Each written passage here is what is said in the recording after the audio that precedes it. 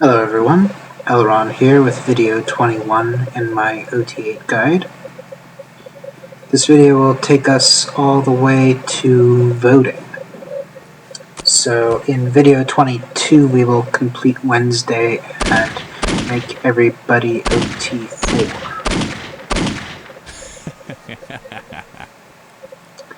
So this trip to the mall is a lot more mild than than yesterday's trip to the mall because we don't have to deal with Gary Coleman. And that's a good thing. Dropping the shovel, dropping the taser for good that time. Finally, that thing's out of my hair. I decided I'm not full health, so I might as well finish the job on that clerk.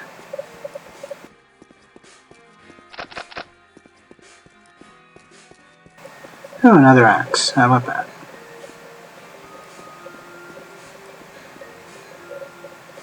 So now I'm going to wait for the cop to get closer and then run in, do a here's Johnny, and hack and slash.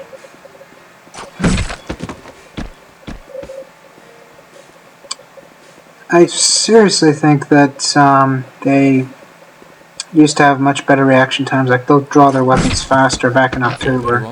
So I would say that you guys should be thankful that they're so much slower now than they were back then. Sadly, they didn't restock on the bulletproof vests, but there was a lot of pizza in there. So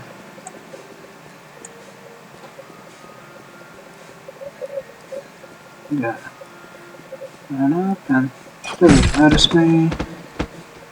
Okay, doesn't notice me either. I'm gonna hide around the corner. Make sure nobody's coming behind me, because that would be quite a tragedy.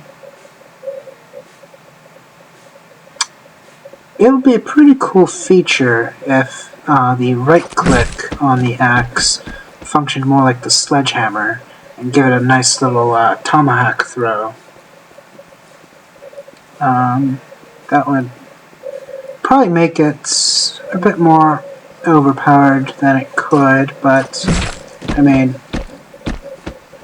the machete is even better than that, so I mean, you've already got something that's massively overpowered. And once again, running with scissors, please never nerf the machete. I was pissed enough as it is when the KGB nerfed it in Postal 3, so please leave the Postal 2 machete kosher and the way it was in October, and hopefully is now.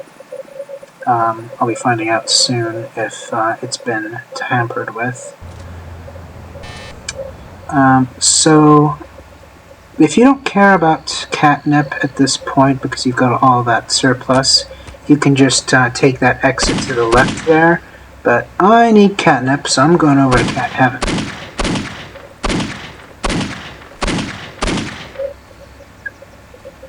So, as usual, snipe off as many as I can, and switch to a weapon that favors close range when the people inside Lucky Ganesh decide to storm me. Apparently my weapon of choice at that point is the axe. Interesting. So then I display my boldness. Hack and slash her, hack and slash him.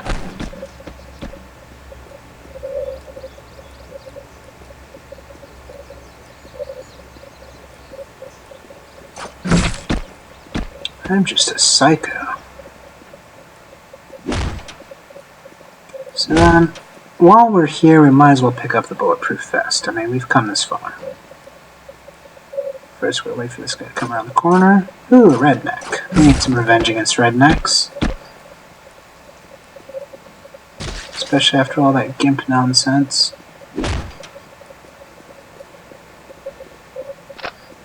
Alright, who's got our vest? Thinking about busting through and jumping down, but I didn't kill enough people outside to believe that that would be a good choice. I'll come down the boring way.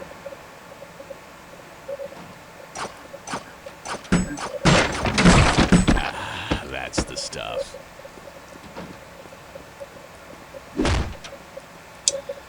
Maybe it's just me, but I think these doors fall down a lot more easily than they used to as well. Not sure if that's going to be a good thing for you or a bad thing for you. Probably depends on how creative you can be with that knowledge.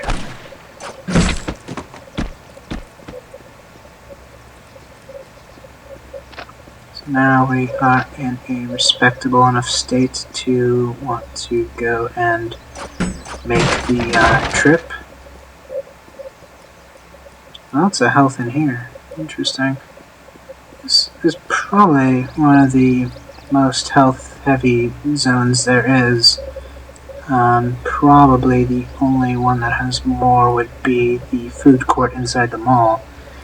But debatably, this one might even have more because while it has less individual things that produce health, there's a lot more med packs and health pipes inside this zone, so probably if we're looking at a pure numbers game where you needed to heal an army of 1 out of 100, this zone probably has more heals than there, or more health than there. But that academic debate is kind of beyond the scope of this, so let's just collect our catnip and move on to the home zone. Not sure why I'm bothering with cats right now. I don't see a need to ever silence a shotgun again now that I have the axe. Because we've already established that the axe is a far more efficient point-blank attack than the shotgun.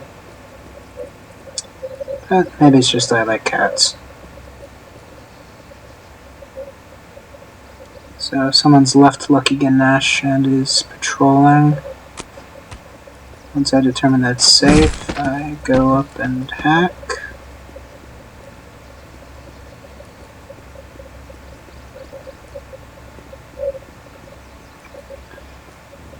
So now we are going to vote.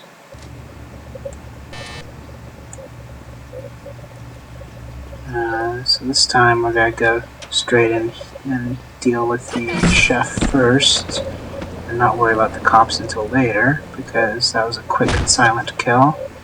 Didn't even need to come in from behind on that one. And our cop friend is leading through this way.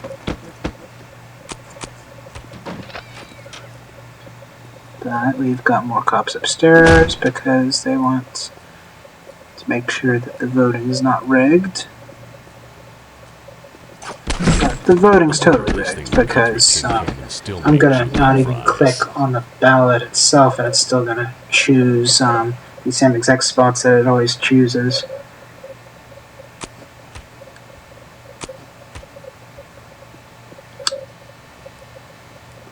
The really scary bit was in my first run. I think I ended up clicking on the exact spots that the holes were punched, so it ended up looking like it was a real thing. Damn, I can't even tell who that'll count for.